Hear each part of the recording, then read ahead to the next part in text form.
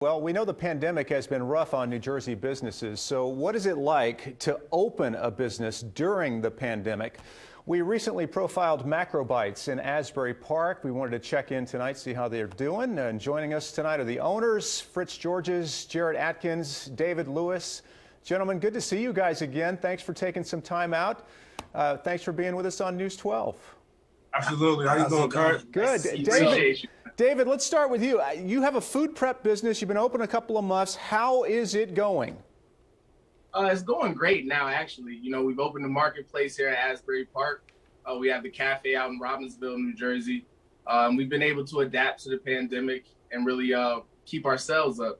You know, I think a lot of what was going on with everything closing showed us that we really had to adapt as business owners and as entrepreneurs, and we were able to do that. So really excited, and we have the support of the community here, so things have been going well. Yeah, Jared, David mentions there the businesses that were closing. How much courage do you need to open a business at this time? You definitely need a lot of courage, and it's definitely risky now. It's riskier than ever. But for entrepreneur people who want to go out and start a business, for them it's riskier to not do it at all. So the risk is, you know, it's all relative to what your mindset is, and if you have your why, set up, then it's much easier to get to your goal. You know, your why is the most important thing. Yeah. So if I put you on a ceiling and I say, you know, I'll give you $20 to walk across the scaffolding to another building, you tell me no, you never do it. If your kid was on the other side, then you'd be, you know, ready to do it and you wouldn't care about the $20. So it's about, you know, what your why is and making sure you stick to your why. And that's how you get to the how. That's how you do the how. Yeah, that's good advice right there. Fritz, your story here, all three of you guys, actually, it's a little bit different. Frankly, it's inspiring. All three of you spent time in prison, correct? I mean, that was an extra obstacle that you had to overcome.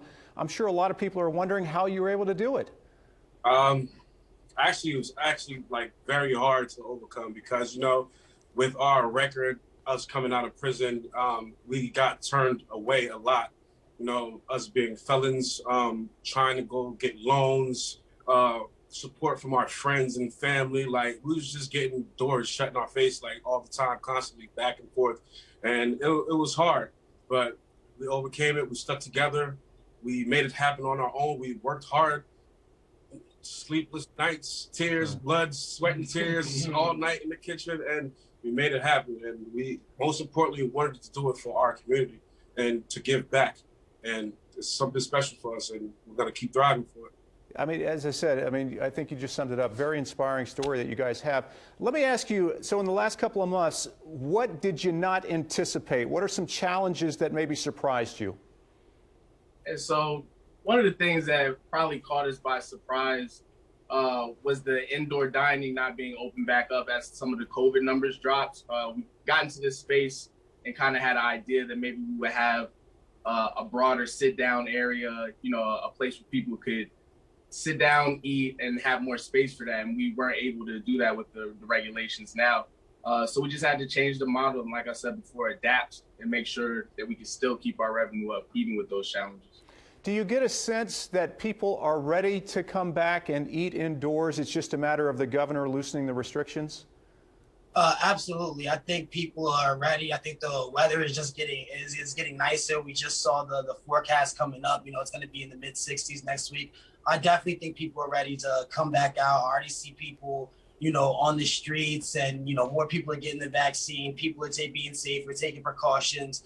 We're being safer here when we're open, you know, taking all the right precautions, making sure everything's sanitized. So I definitely think that people are not only ready, but they're more prepared now more than ever for things to open back up. Yeah. Let me ask you a last thing here. What advice do you have for other entrepreneurs who are maybe thinking about it, but they're unsure because of the pandemic? What would you say to them? Just go for it. Don't give up. Go for it. Follow your dreams, and don't let anybody tell you that you can't. Yeah, start. You know, take the first step. You know, because if you never, a lot of people talk about things and don't put any actions behind them. But if you put the actions behind them, do what you say you're gonna do, things will fall into place. Take initiative. Just do it. Just do it. Just go do it. Hard work. Yep. Love the advice, guys. Thank you. Again, the business MacroBites. It's on Springwood Avenue there in Asbury Park. And where are you in Robbinsville? In the Jersey Strong Gym. Excellent. Fritz, Jarrett, David, good to talk to you guys. Continued good luck to you. Thanks for being with us. Hey, Great thank talking you to so you. much. Thank you so much. You have a great day. All right, you Night. too.